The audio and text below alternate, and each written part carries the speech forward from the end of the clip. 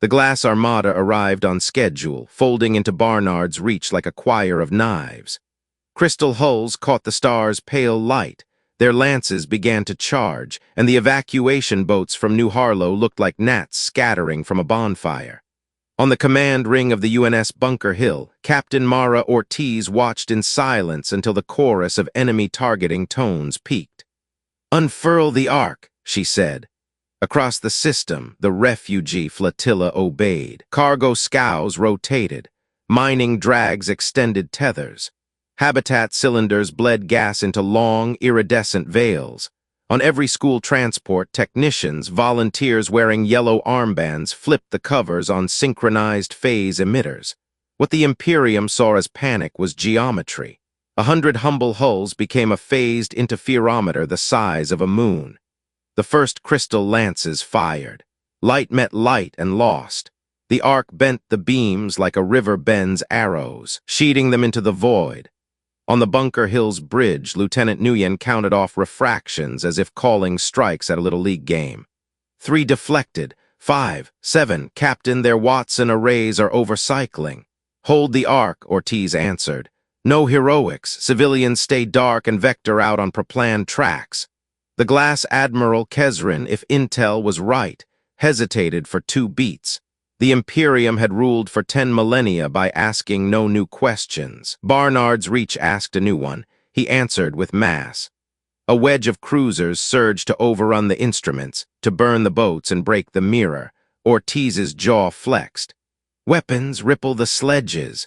The Bunker Hill's mass lattice rails thumped, a sound you felt in your molars. 20 tungsten foils left the barrel as one snake, folding around themselves in flight.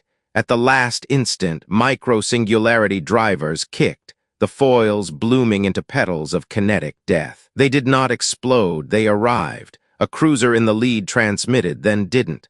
Another tried to roll and presented more cross-section. The pedal touched, the pedal passed through, the pedal kept going. Targets neutralizing, Nguyen reported, voice tight. Collateral minimal. Keep it minimal, Ortiz said. We disable when we can, we kill when we must. No one fires on lifeboats. She didn't say because of the cameras, though the feeds were live to every colony, and to 100 sympathetic ears beyond human borders. She said it because a grandmother had taken her hand on a Boston sidewalk when she was 7, and told her that the point of power is not to crush, but to shelter. War throws your ethics in a furnace. If you want them back, you keep pulling them out. Drones left the Dreadnought in disciplined skeins, each one flown by a human pilot in a time dilation rig. No uploads here, not after the Geneva Accords on cognitive sovereignty. Greyhounds kissed crystal seams with Sabot gel that detonated inward instead of out, popping weapon roots like teeth. Imperium cutters sprayed prism dust. Human point defense painted it into harmless auroras. Admiral Kesrin is vectoring a battle shard behind the moon, Nguyen warned. Ortiz remembered Midway, the scouts that mattered, the bad reports ignored. She'd written papers on it at the academy, not because she loved history, but because she loved consequences. Helm, give him the moon, she said. Then take it away. Bunker Hill's gravity web flared. The Dreadnought rolled on her long axis and used the moon's thin maskin like a thumb on a coin, skipping herself into a new plane while leaving behind a wake of false gravitic echoes. The battle shard emerged into a ghost stampede and wasted its azure fury on coordinates already empty. Ortiz felt the heat in her cheeks she always felt when the trick worked. Not triumph. Relief. Glass formations degrading, Nguyen said. They're splitting to hunt our array ships. Ortiz glanced at the timer. The last school bus had cleared the minimum arc. Collapse the mirror, boats jump by pairs. Bunker Hill to all civilian craft, thank you for your bravery and your math. Go. The arc fell apart like a festival taken down at midnight. Tethers reeled. Emitters went cold. On screens across the colonies, kids in seatbelts cheered as stars smeared and the sea of war receded. Kesrin snarled in decorous Imperium dialect and turned his full attention to the solitary monster that had humiliated his formation. All lances on the Dreadnought, his order would later translate. Shatter it, make an example. Here it comes, Nguyen said. lines of light braided toward them, each carrying a doctrine older than human agriculture. "Shields?" Ortiz asked. "Casimir Webb at 91 and climbing," the chief replied. "We can drink this for breakfast." "Then sip," Ortiz said. "Weapons aim not at their pride but at their choices. Take eyes and hands, leave hearts." The dreadnought breathed. Rails spoke. Greyhounds sang. The Bunker Hill drew a line through a 1,000-year story and wrote a different verb. When the lances finally reached her, they met a ship that had prepared not just to win, but to deserve the win. A tremor rattled the deck. "Minor hull kiss," the chief said. "Section Kilo 3, no casualties." "Signal the Imperium," Ortiz ordered. "Open channels, let them all hear it." Her words went out on tight beam and on rumor. "This is Captain Mara Ortiz of the United Nations ship Bunker Hill. Our civilians have departed. Our soldiers will not target yours if they cease fire and break off. We will not bow. We will not burn worlds. Choose." For the space of a heartbeat, the galaxy held its breath. Kesrin's reply was a hardening of formations and the sudden brightening of 12 capital lances. "Then we choose for them," Ortiz whispered and raised her hand. The rails answered. 2 days later, the council chamber on Luna didn't feel like victory. It felt like a family kitchen at 2 a.m., dishes in the sink and every light on. President Alana Price stood with her palms on the table, sleeves shoved past her elbows. Around her, Admiral Tatus, Dr. Ree Patel of Strategic Ethics, Ambassador Soren Pike, a half-dozen governors on split screen. Ortiz's face occupied one tile, still in duty blacks aboard Bunker Hill, eyes rimmed with the honest fatigue of work done right. "You humiliated the Imperium and saved 87,000 civilians," Price said. "Congratulations, now we buy the bill." "First bill," Admiral Tatus said, stabbing a star chart. "Imperium rally points at Vikenfall and the Candle Verge, estimates 2,000 to 4,000 hulls if they scrape old fleets clean." Dr. Patel clicked a pen. "Rules of engagement," she said carefully. "We kept them in Part 1, we keep them when it hurts." Ambassador Pike nodded. "It will hurt more. Barnard's Reach made us a symbol for the subjugated. We've received 12 back-channel pings from client species of the Imperium. Traders, priests, municipal delegates. They're asking the same question. Is it real? Can we help?" Price looked at Ortiz. "Can we?" "Help is messy," Ortiz said. "But yes, if they want to pass us locations of glass shipyards, we'll listen. If they want to evacuate dissidents under our escort, we'll fly. We do it clean." "We won't recruit biological proxies," Patel added. "No human playbooks that turn small nations into battlefields. We learned that already on Earth. We do solidarity, not puppetry." "Then we need signals," Pike said. "Channels the Imperium can't crack." Ortiz's Exo Nguyen leaned into view. "We've been testing something with the Dene diaspora," he said. "Community consent, ceremonial phrases embedded in a shifting radio lattice. It's not unbreakable, but it's resilient, and it honors the people who invented stubborn codes under worse odds. Like the Navajo code talkers," Price said. "Do it if the community retains veto." The wall bloomed with routes. Vikenfall pulsed like a rotten tooth. Tatus outlined a campaign that didn't look like a movie. Supply harassment, logistics murders that stopped short of famine, cyber graffiti on Imperial Grandee's personal feeds. "We won't convince the sovereign with speeches," he said. "We convince him with math." "History gives us 2 lanterns," Patel said, surprising the room with a smile. "Midway for the risk of seeing first, Dunkirk for the duty to carry people home. We fuse them, we see and we carry."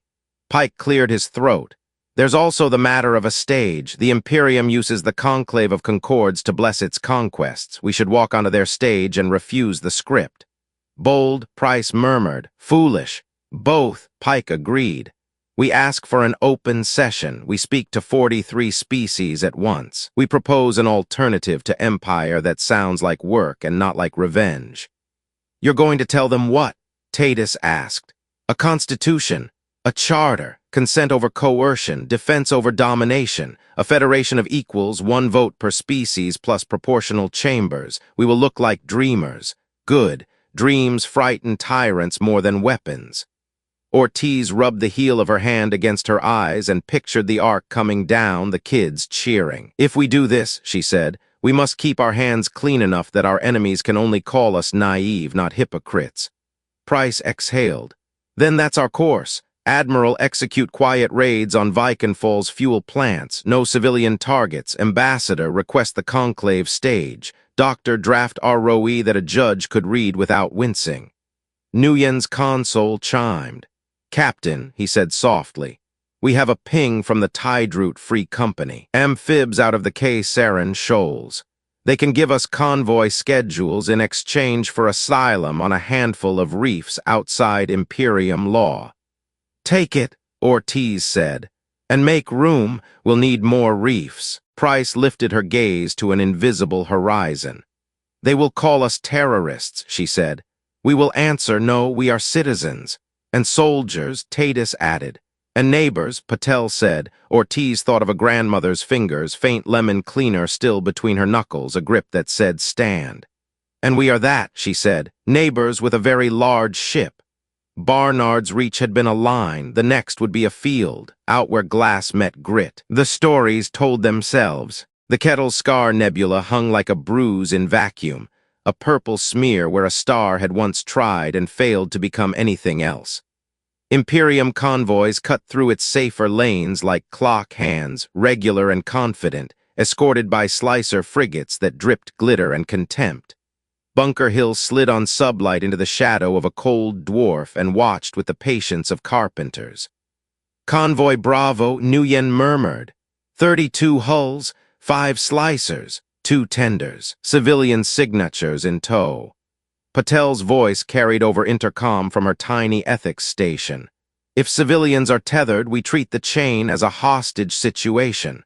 "Copy," Ortiz said. "We cut the links first." Greyhounds went early, winged with silent lightning. The human pilots didn't trade quips, they breathed in 12-second bursts, riding dilation rigs that made music out of calculus. On the first tender, a Greyhound kissed the towing clamp with a directed EMP. Bolts blew, the chain slumped. A cargo arc drifted free and lit its own tiny torch. Across the lane, a second Greyhound missed by centimeters and swore in a language Ortiz didn't recognize, someone's grandmother's tongue, before looping for another pass. The slicers noticed. Crystal keels flexed, lances bloomed. Bunker Hill rolled. Rails spoke. Pedal rounds threaded through escort shoulders without touching the arcs behind. It looked like luck. It was practice. 2 arcs clear, Nguyen said. 3rd is venting. "Bring them in," Ortiz ordered. "Open cradle fiv." "Captain," the chief cut in, "we have a problem."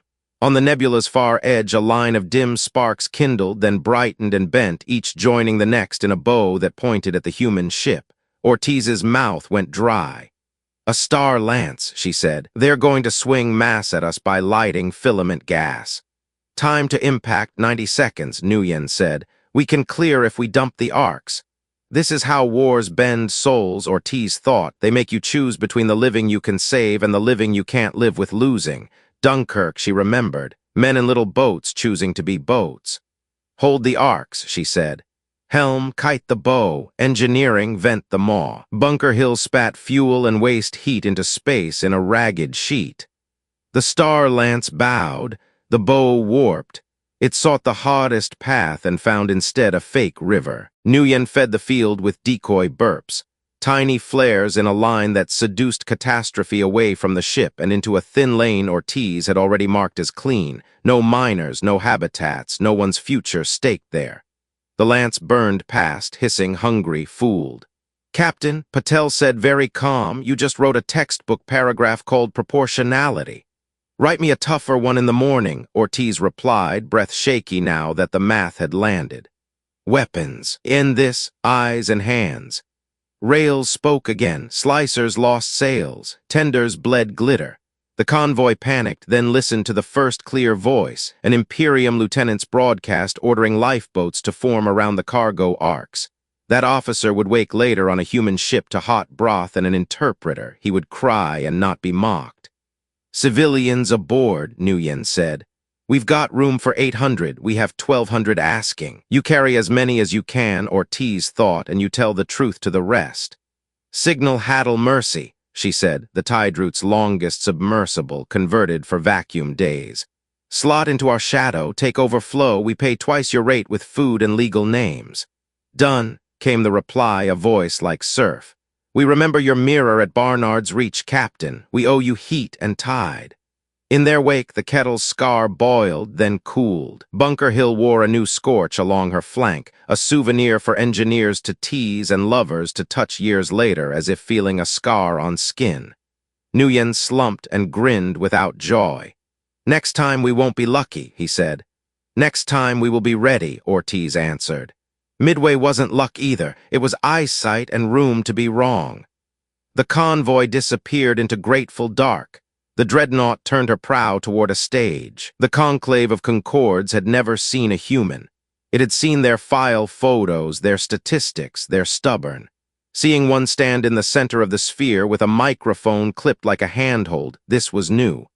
Ambassador Soren Pike did not look like a conqueror. He looked like a public defender on a bad coffee day, tie crooked, smile tired and real. He spoke anyway. Members of the conclave, he began, letting the translator breathe. My species didn't come here to humiliate yours. We came because someone is kicking in our door and telling us to be grateful. Murmurs, a ripple through water tanks, a delicate shiver of antennae. Up in the gilded tier, the lattice sovereign's proxy glittered with curated disdain. We propose something we'll have to live with, Pike continued. Work, votes, committees that drag and meetings that run long, a charter that says no one points a gun at anyone to win an argument. You can call it naive, I call it civilization. The proxy scoffed. You have killed Imperium citizens, you boast of your mirrors and your lances. We disabled more than we killed, Ike said evenly. We fed our prisoners, we escorted children and wept when we couldn't carry them all. This is not boasting, this is audit. On a side dais, a representative of the Aral light-boned gliders from a 3G world stood on trembling limbs. We were taken 6,000 years ago, she said. We forgot the taste of our own sky. We saw your ship at Barnard's Reach. We remembered. Remembering is dangerous, the proxy said. It breeds chaos. So does a boot, Pike replied. He breathed once, twice. The charter we propose has 5 articles: consent, defense, proportionality, dignity, stewardship. We sign it in public, we give it teeth. We give ourselves less sleep and more meetings for the rest of our lives.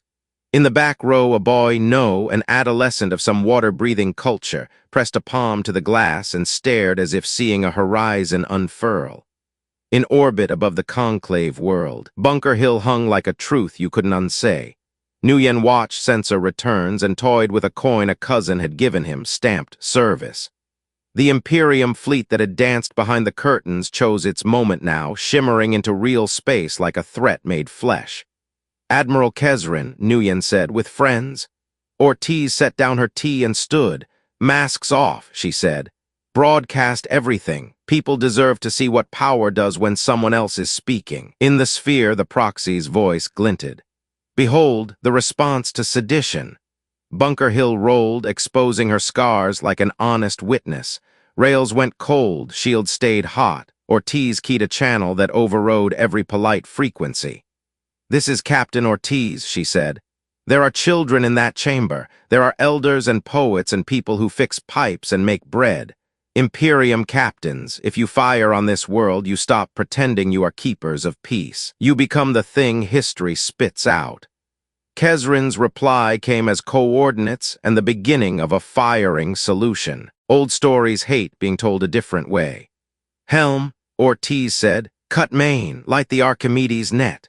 The dreadnought's belly unspooled what looked like nothing, a grid of calibrated dust, smart motes sewn into vacuum across 1,000 kilometers, a sculpture you could only see by believing.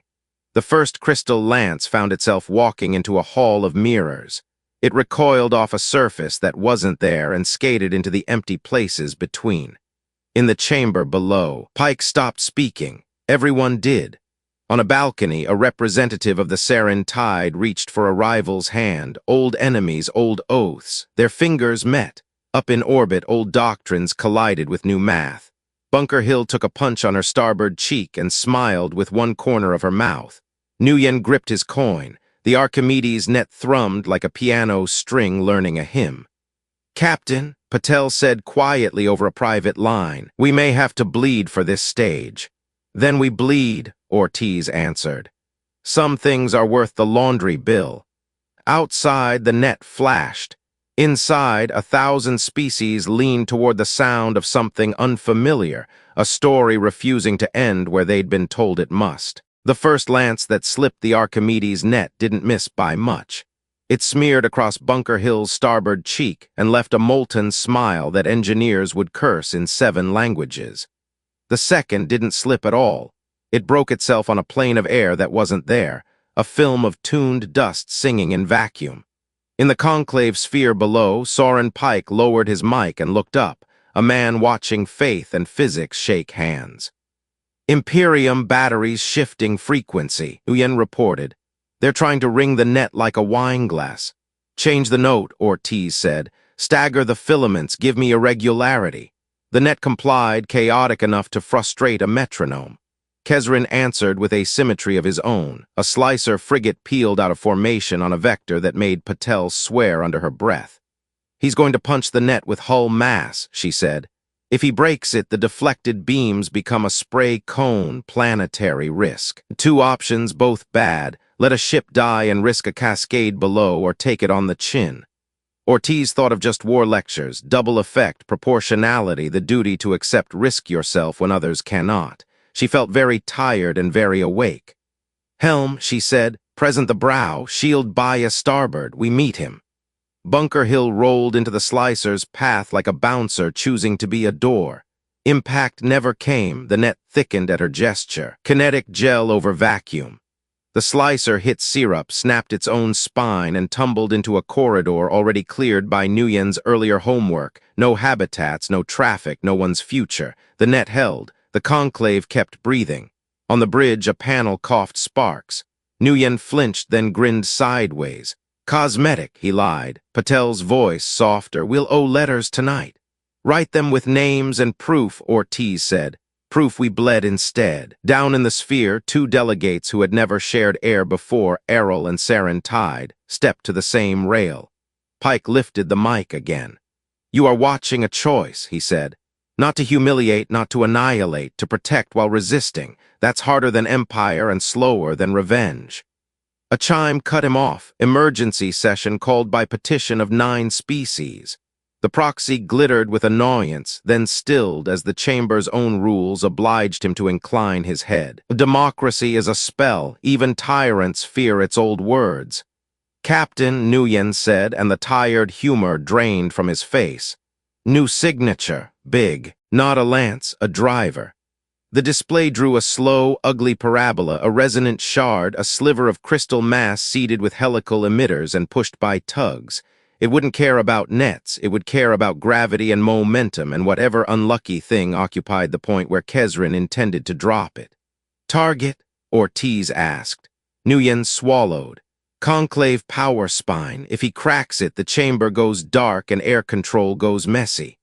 Options collapsed to a clean. Hard point. They could break the shard with rails and shower the sky in razor hail, or they could try something no one had ever tried under cameras and prayer. "Stand by the Faraday flowers," Ortiz ordered. "Greyhound wings launch with rake arrays. We're going to make the shard think it's solved." Patel hissed air between her teeth. "Can we?" "Only once," Ortiz said, "which is all they'll give us." Down in the sphere, Pike saw the lights above him tilt fractionally as the power system braced for insult. He remembered a picture from a civil rights museum, a bus route map written by hand, people building a better schedule so the boycott could work. Logistics saves souls. "Hold your seats," he told the galaxy. "We did not come this far to panic." In the void, greyhounds fanned out like combs. Their rake arrays hummed, setting up phantom densities ahead of the shard. The Faraday flowers, metallic blossoms, popped from Bunker Hill's flanks through crackling veils across the kill vector. The shard adjusted as if pleased with itself and began to process toward a solution that wasn't there. 10 seconds, Nguyen said. 9, 8. The shard dove toward an imaginary valley of gravity 1,000 kilometers wide. 6, Nguyen whispered. It will clip, Patel said. It will learn, Ortiz answered and raised her hand. The rails fired not at the shard, but at 3 precisely plotted emptinesses. The petal rounds unfolded there, blooming into pressure ridges the shard's guidance interpreted as home. It arced like a proud bird into a cage it had built, threaded itself between petals, and slid into the only safe corridor left, straight up and away. It did not strike a spine or a city. It did not become a storm. Silence on the bridge lasted one long beat, broken by a relieved sob that turned into a laugh.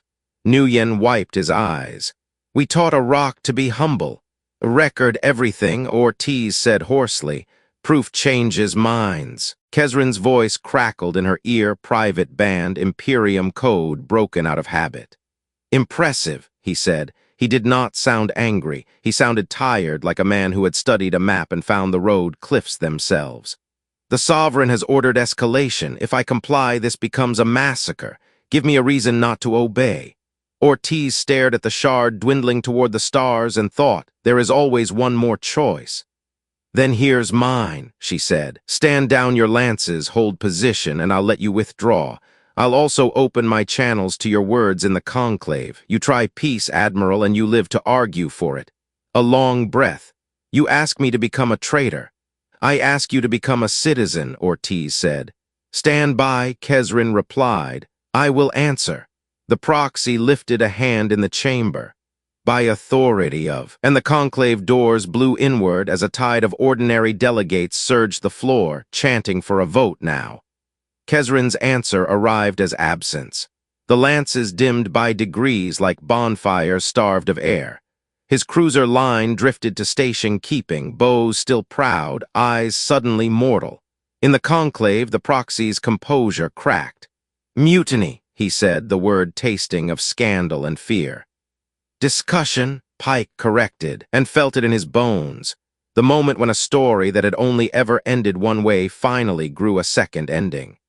Madam Moderator, we move to emergency docket the Charter of Consent. Second, sang 3 voices from species that had never agreed before. Outside, hope met contingency. The Imperium had never relied on one man's obedience alone. The Purity Triarch, a doctrinal committee that sharpened knives for sovereigns, woke its remote options. Far above the conclave world, a relic lattice lit, ready to pour mathematics into murder. Nguyen saw it first, a set of orphan emitters snapping to coherence like teeth. Backdoor lances, he said. No crews, no conversations. Dr. Ortiz said. Patel already had the line open to Earth. A small matronly woman appeared on a corner screen, hair in a bun, sleeves rolled. I have the choir, she said. Dene elders on node. Consent check passed. We can sing. The choir was a network born in living rooms and chapter houses. Phrases braided through radio and laser slots. A moving code that owed more to relationships than to ciphers. It could not own anyone's mind. It could confuse machines that mistook authority for truth. Begin, Patel said. No asset will impersonate a person. We fog commands and nothing else. Across the local sky, the choir sang bursts and pauses, humor and stubborn woven into structure. The lattice flickered, hesitated, believed 2 contradictory orders at once, and did what many bureaucracies do under that load, nothing. Windows thin, Nguyen warned. Triarch will adapt. Then we show them a different cost curve, Ortiz said. Target Triarch uplink Boy K-17. Pedal rounds only. Minimum delta to avoid debris in low orbit. Rails fired. Pedals bloomed. The round passed cleanly through the buoy, turned it into fog, and kept going out of system, a violent note fading harmlessly into deep. On the conclave floor, a delegate of the Morphic Union, silicon bones gleaming, raised both hands. We just watched a capital ship spare an orbital. That is an argument. Pike seized it. Our charter is not a poem, he said. It is a manual. It binds us when we are angry and tired. It kept those rails from choosing the easy shot. Vote to constrain me with it. Vote to constrain them. Vote to constrain yourselves. Above, Kesrin broke private and spoke on open band for any ear.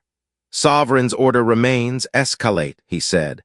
I decline under article older than empires, the duty to preserve the innocent. Imperium captains. Stand down. If you cannot stand down, leave. 3 cruisers lit drives and fled like men too brittle to bend. 7 powered down weapons. 1, confused and afraid, vomited a spiteful lance at the sky. The Archimedes net turned it into a sheet of light that bled harmlessly into night. In the sphere, children pressed palms to glass and laughed because the aurora was for them. The proxy, cornered, played the sovereign's last card. Fail-safe Omega, he intoned. By charter of conquest, we retain the right to remove dangerous assemblies. Weapon platform Theta, authorize. Every screen in the room and the sky found the same geometry at once, a cold shard lurking behind the planet's smaller moon, quiet for centuries, now waking like an old curse. Range, Ortiz said. Too close, Nguyen answered. Too deep in gravity wells for a clean intercept. Options. Patel asked herself aloud and got what she taught cadets to seek, constraints. No civilian harm, no targeting the chamber, no lies. She heard her grandmother's voice through history folded into a Birmingham bus schedule. If the roads don't serve justice, redraw the map. Captain, she said, we can pull the moon. Nguyen choked. Excuse me. Not far, Patel added. Not forever, we tune the net for macro, we give the moon a nudge, we slide Theta's line of sight into an occlusion corridor for 19 seconds, enough for greyhounds to eat the coolant lines. Stress on the nets, Ortiz asked. High, likely burns control nodes to slag, it will hurt us, not them. Ortiz smiled without mirth. We came to shelter, said, Helm, prep the push, greyhounds, this is a hand job. Nguyen counted them into sync. 3, 2. Bunker Hill groaned like a cathedral. The net thickened to a continent of almost something. Tide lines grew in vacuum and seized the moon by its tiny misbalances. In the conclave sphere, a soft, impossible earthquake rolled through the bones of 1,000 species. Instrument needles swung and steadied. Occlusion, Nguyen said. 19 seconds. Greyhounds dove. Their rakes found coolant lines. Blue-white steam geysered into black. Platform Theta coughed, tried to clear its ancient throat, and discovered there was nothing left to breathe. Kesrin spoke, voice low, like a man surprised to still have one. Sovereign will have my bones, he said. History will have your name, Pike replied from the floor. So will your grandchildren. Charter, the moderator said, voice suddenly fierce. We vote now. They voted like people do when the story has already chosen them. Hands rose, tendrils coiled, fins flashed, light organs flared. The tally crawled around the room in honest arithmetic. A basinful of abstentions hardened into eyes when the platform behind the moon went dark and stayed that way. In the end, the moderator spoke the sentence the conclave had been built to speak and almost never had. By the authority of those present and consenting, the Charter of Consent enters provisional force. The proxy tried new tones, wounded dignity first, then cold threat. Provisional, he sneered. You pretend law, you summon rebellion, you will drown in the consequences. Consequences are what adults choose to accept, Pike said. We accept them, you can too. On Bunker Hill, Ortiz slumped for exactly 1 breath, then stood because the laundry wasn't done. Damage. Shields at 51, Nguyen said. Net nodes 11 through 16 burned. Rails at 70, we can punch once, maybe twice. Keep the punches for lies, Patel murmured. Words now. Kesrin unpinned his formal collar and spoke on the conclave floor with the tentative accent of a man loaning his throat to a foreign word. Citizen, he said. Half the room went silent, the other half held their noise like breath. I have served the lattice for 2 centuries. I believed we were balance. Today I saw we were habit. Habits may be useful until they demand blood to feel comfortable. The proxy hissed. Arrest him. Under what authority? The moderator snapped, sudden steel under ceremony. On this floor you are a delegate like any other. Remove your sparkle or remove yourself. Sarin Tide singers began a low chord. Aryl delegates spread their arms to feel the shifted gravity. Morphic Union representatives flashed colors that meant record this. Outside, the Purity Triarch made its last play. 10 distant relays lit in perfect concert, too far for the choir to fog, too many for pedal rounds to prune in time. Nguyen stared.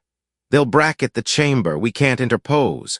Then we cheat, Ortiz said softly. Not their minds, their calendars. She tapped a control that told the Dreadnought to be a librarian. Bunker Hill vomited history into the relays, not malware, but a flood of preserved Imperium decrees. Contradictory, overlapping, inadvertent. The relay's compliance cores swallowed 1,000 orders, stamped supreme, and spent precious seconds deciding which pass to obey. Patel laughed once, wild with relief. Bureaucracy as shield. Learned from the master, Ortiz said. Earth ran meetings that could stop wars. Kezrin looked up at the sky and chose public treason. Imperium ships, he said, voice on every local band. If you fire today, you will not kill enemies. You will kill the last reason anyone has to forgive you tomorrow. That includes me. Hold. 5 captains obeyed instantly. 3 twitched and hid under the skirt of their own procedures. 1, shaking, thumbed his trigger and found it stuck on 3 contradictory supremes. He wept and hid behind rules as men have always done. The relays went dark again, not broken, merely healing from too much authority. The conclave floor erupted in a sound Pike would try and fail to describe in his memoir. Not triumph, not vengeance, recognition. The Errol delegate who'd spoken before lifted her hands. We commit, she said simply. My people will sign, we will give up our ancient hates if it means our children breathe unafraid. Second, the Saren tide intoned. We will bind ourselves to fines rather than fleets, to votes rather than vendettas. Third, said a voice Pike didn't expect, a young Catharian crystalline growth still soft with age. We will not be the last to arrive for once. We will be first. My mother taught me the lattice believed in resonance. Resonance has found a new chord. The proxy, seeing the tide turn, reached for spectacle. You sign a napkin while our sovereign holds the quench for your star, he said. The projection shifted. Deep in the Imperium's arm, a star-quench device hung like a hook over a red dwarf that fed 3 hard worlds. 1 word, the proxy said, and 1,000,000 of yours and ours go cold. Pike didn't flinch.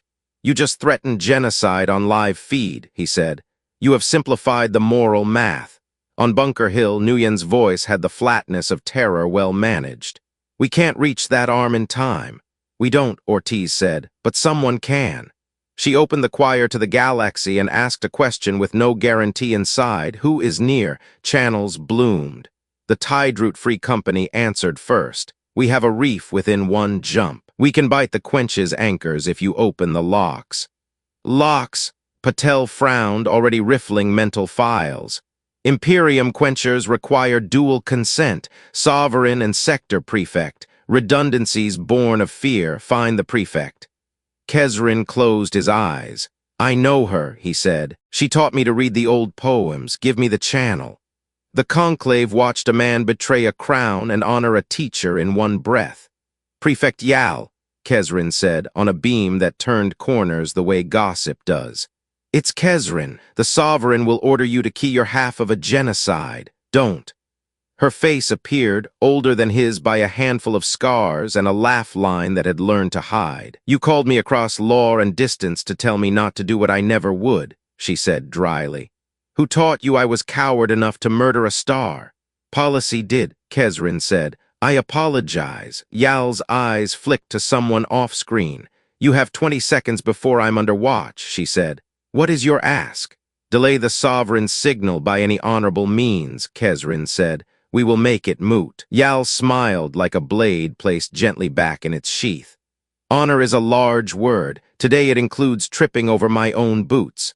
She fell out of frame with theatrical clatter and shouted something about bruises. Somewhere in the Imperium's spine, a clerk frowned at a timestamp and filed a form. Choir, Patel whispered, tell Tidroot to bite. The Haddle Mercy rose in a new sky like a reef dreaming of thunderstorms.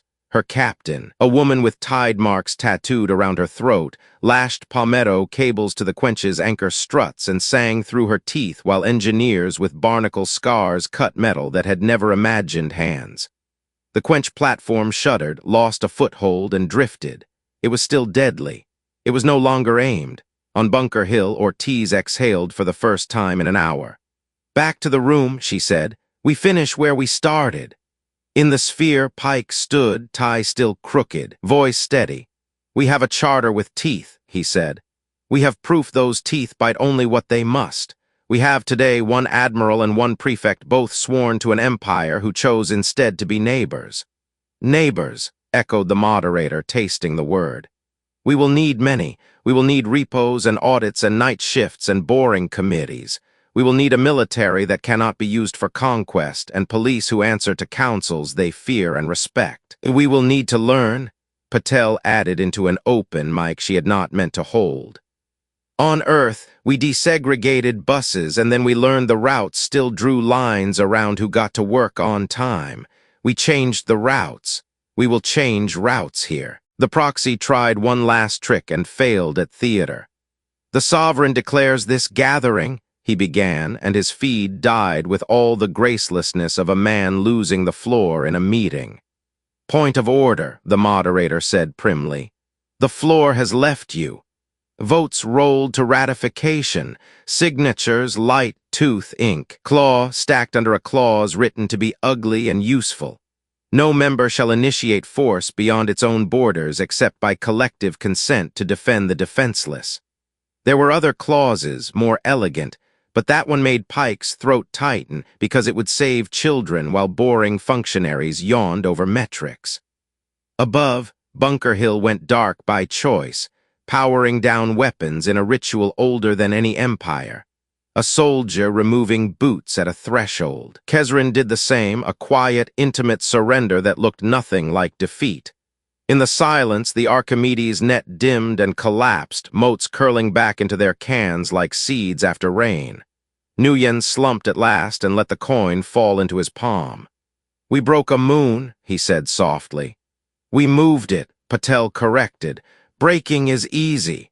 Moving takes neighbors," Ortiz added. She glanced at the scar on the starboard cheek and imagined future schoolkids pressing their hands to it on museum tours. She hoped the docents would tell them about tired people making careful choices, about tricks that saved lives because someone's grandmother had once taught someone to count. Pike found her on a private beam while the chamber filled with the noisy paperwork of beginnings. "We did a thing," he said, half laughing. "Now we have to do it every day forever." "That's the work," Ortiz said. "Victories are fireworks, duty is streetlights." Kezrin came onto the same link without asking, which meant he had learned something about friendship. "Sovereign will not survive this," he said, more observation than wish. "Nor should any office survive unchanged after such a day," Pike replied. "Stay alive, Admiral. You have minutes to decide what kind of ancestor you want to be."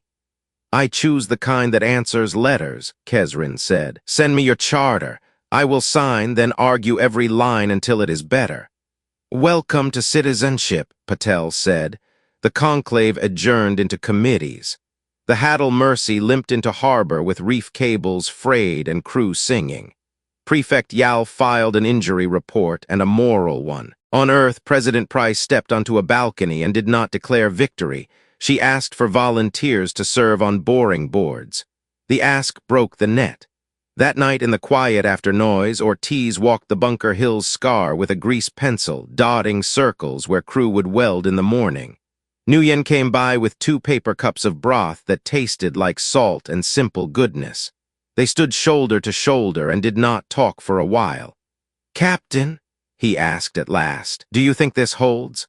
"Nothing holds by itself," Ortiz said. "People hold it. They set teeth and hands and schedules. Stoics said control what you can. Just war said use it in proportion. Democracy says share it until it annoys you. We will do all 3.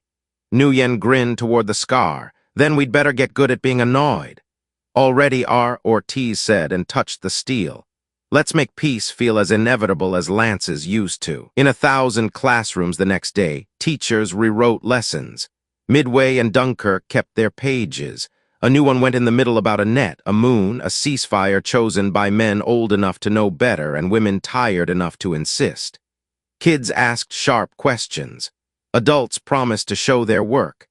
Far away in a crystalline hall that had never seen a petition before, clerks learned to say received without flinching. The lattice grew quieter, then kinder, then more interesting. The Federation that wasn't called that yet opened a mailbox and found it full. And the dreadnought Bunker Hill went on patrol with fewer weapons hot and more lights on, a ship built for war choosing every hour to be a neighbor. The galaxy had not been fixed. The galaxy had been given a schedule. That, as any organizer will tell you, is the first miracle and all the rest.